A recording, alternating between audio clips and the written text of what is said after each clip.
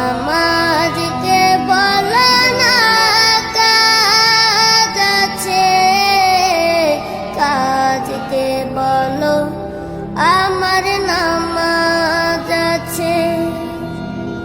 নামাজ বিহীন পরপারে কি জবাব দিবে তুমি প্রভুর কাছে?